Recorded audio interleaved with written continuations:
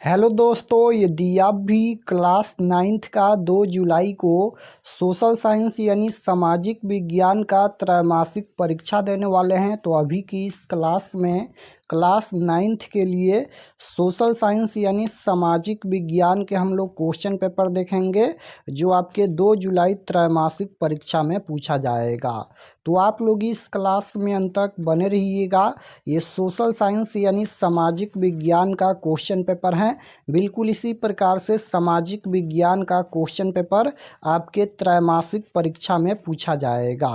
Class 9th quarterly examination जुलाई 2026, त्रैमासिक परीक्षा जुलाई 2026।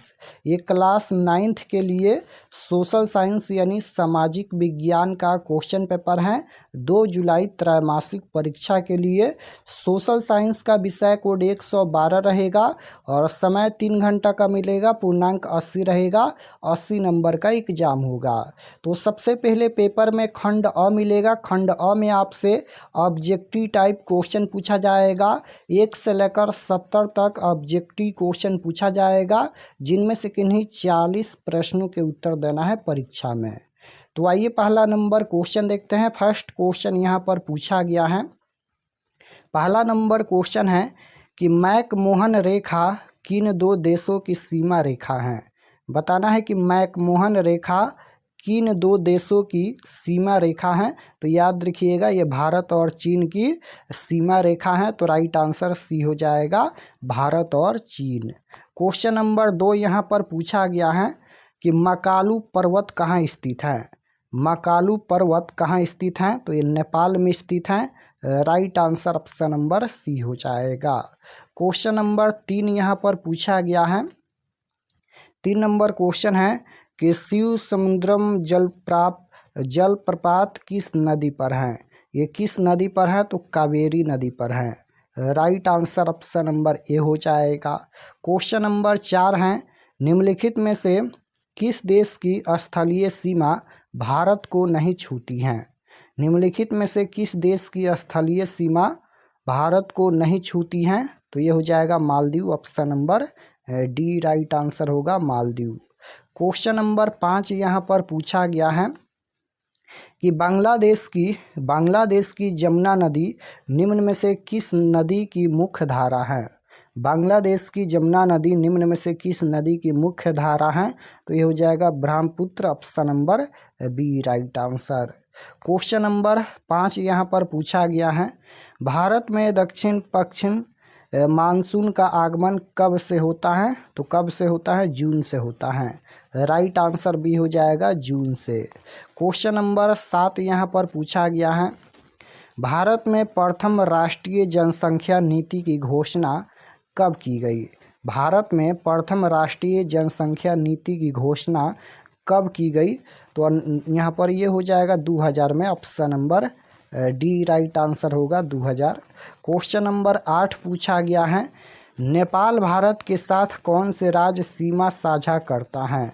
नेपाल भारत के साथ कौन से राज्य सीमा साझा करता है। तो इनमें से सभी हो जाएगा, बिहार, उत्तर प्रदेश और पश्चिम बंगाल। इनमें से सभी हो जाएगा। Option number D right answer. Question number 9 पूछा गया है, निम्नलिखित में से कौन सा देश विषुवत रेखा के सबसे करीब है। कौन सा देश यहाँ पर विषुवत रेखा के सबसे करीब है। तो श्रीलंका है। राइट आंसर बी हो जाएगा, श्रीलंका। क्वेश्चन नंबर 10 यहाँ पर पूछा गया है कि नर्मदा नदी का उद्भव कहाँ से होता है। नर्मदा नदी का उद्भव कहाँ से होता है। तो ये हो जाएगा Amarkantak. Option number c right answer. Question number 11 पूछा गया है, भारत में पहली बार जनगणना कब की गई थी। भारत में पहली बार जनगणना कब की गई थी। 1872 में। राइट आंसर ए हो जाएगा, 1872 में। क्वेश्चन नंबर 12 पूछा गया है यहाँ पर कि जनसंख्या परिवर्तन का निम्न में से क्या कारण है। जनसंख्या परिवर्तन का निम्न में से क्या कारण है। तो ये हो जाएगा इनमें से सभी, यानी जन्म दर, मृत्यु दर और प्रवास, इनमें से सभी हो जाएगा। Option number D right answer. Question number 13 देखिएगा, यहाँ पर पूछा गया है कि निम्नलिखित में से किस राज्य से होकर कर्क रेखा गुजरती हैं। निम्नलिखित में से किस राज्य से होकर कर्क रेखा गुजरती हैं? तो त्रिपुरा से। Right answer option number c हो जाएगा, त्रिपुरा। क्वेश्चन नंबर 14 है, राजस्थान के मरुस्थलीय भाग से होकर बहने वाली नदी कौन है? राजस्थान के मरुस्थलीय भाग से होकर बहने वाली नदी कौन है? तो लूनी नदी है। राइट आंसर डी हो जाएगा, लूनी। क्वेश्चन नंबर 15 पूछा गया है, नीलगिरी संरक्षित जैवमंडल कहाँ स्थित है? नीलगिरी संरक्षित जैवमंडल कहाँ स्थित है? तो तमिलनाडु में है। राइट आंसर ए हो जाएगा, तमिलनाडु। क्वेश्चन नंबर 16 है, दो नदियों के बीच की भूमि को क्या कहते हैं? तो दो नदियों के बीच की भूमि को क्या कहते हैं? तो ये हो जाएगा Doab, option number c right answer.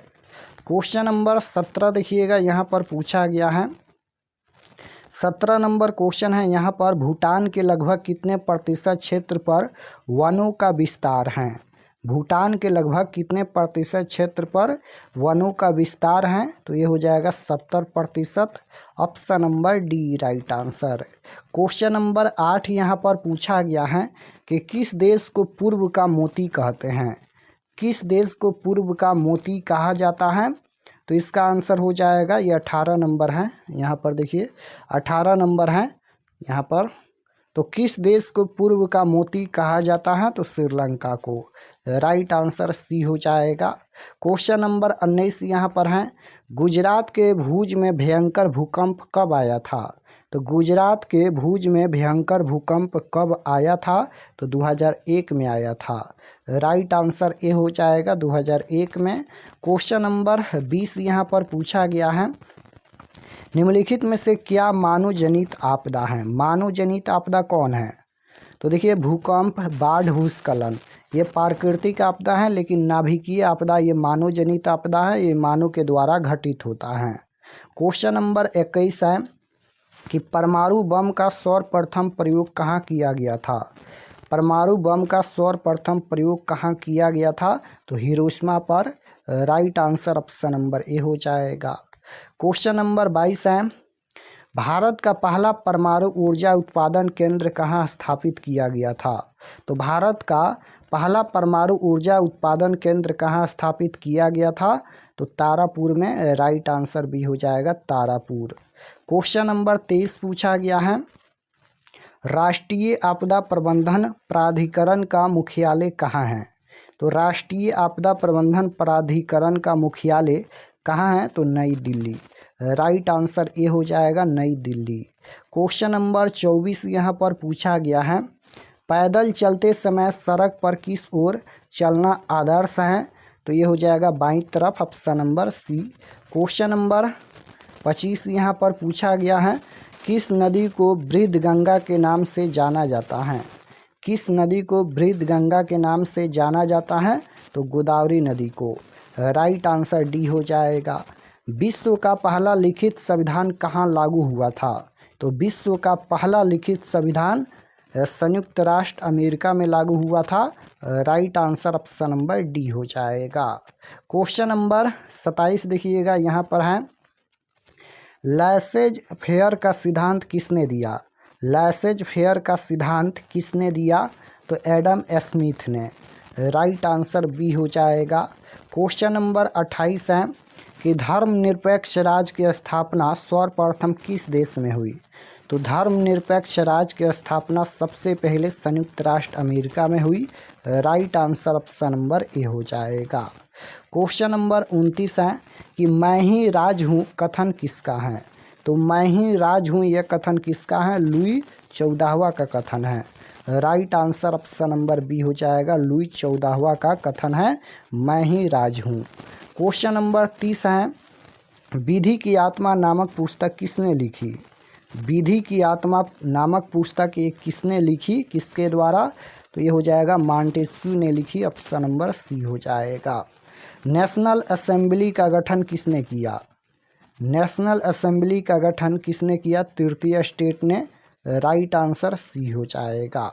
Question number 32 है कि किस संधि के तहत प्रथम विश्व युद्ध की समाप्ति की गई? किस संधि के तहत प्रथम विश्व युद्ध की समाप्ति की गई? तो वर्साय की संधि। Right answer option number b हो जाएगा, वर्साय की संधि। क्वेश्चन नंबर 33 यहाँ पर देखिए पूछा गया है कि फांसीवाद का जन्म किस देश में हुआ? फांसीवाद का जन्म किस देश में हुआ? तो इटली में। राइट आंसर सी हो जाएगा, इटली में। क्वेश्चन नंबर 34 है कि द्वितीय विश्व युद्ध का प्रारंभ किस युद्ध के साथ हुआ? तो द्वितीय विश्व युद्ध का प्रारंभ किस युद्ध के साथ हुआ? तो ये हो जाएगा जर्मनी पोलैंड युद्ध के साथ। राइट आंसर ए हो जाएगा। क्वेश्चन नंबर 35 है संयुक्त राष्ट्र संघ का गठन कब हुआ? तो संयुक्त राष्ट्र संघ का गठन कब हुआ? 24 अक्टूबर 1945। राइट आंसर ए हो जाएगा। 36 नंबर क्वेश्चन देखिए, भारत की सबसे बड़ी जनजाति कौन है? तो भारत की सबसे बड़ी जनजाति पूछा गया है, तो ये हो जाएगा Bhil, option number A right answer. Question number 37 है यहाँ पर कि अंतर्राष्ट्रीय न्यायालय का मुख्यालय कहाँ स्थित है? तो अंतर्राष्ट्रीय न्यायालय का मुख्यालय कहाँ स्थित है? तो जेनेवा में स्थित है। राइट आंसर ए हो जाएगा, जेनेवा।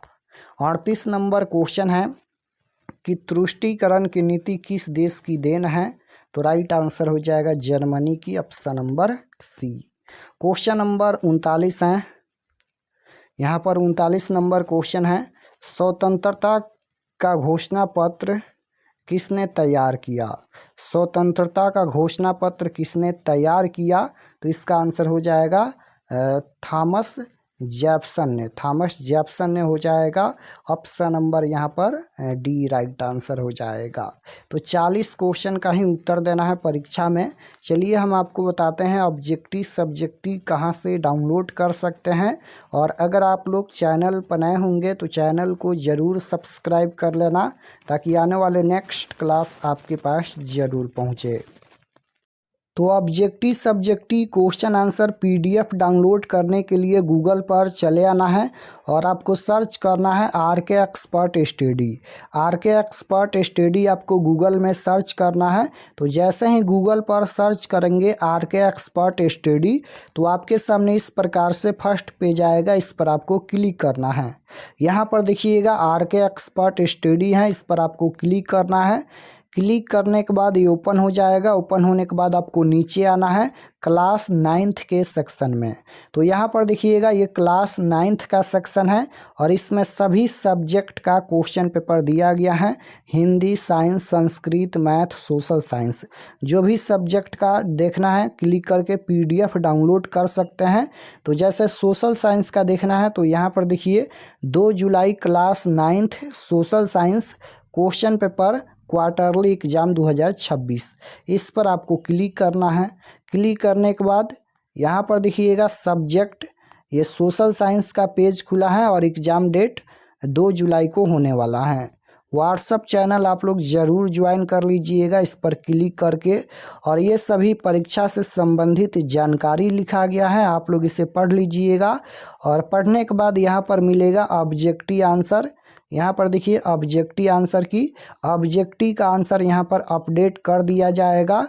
और सब्जेक्टिव डाउनलोड करने के लिए यहाँ पर देखिए डाउनलोड पर आपको क्लिक करना है, सब्जेक्टिव PDF डाउनलोड हो जाएगा।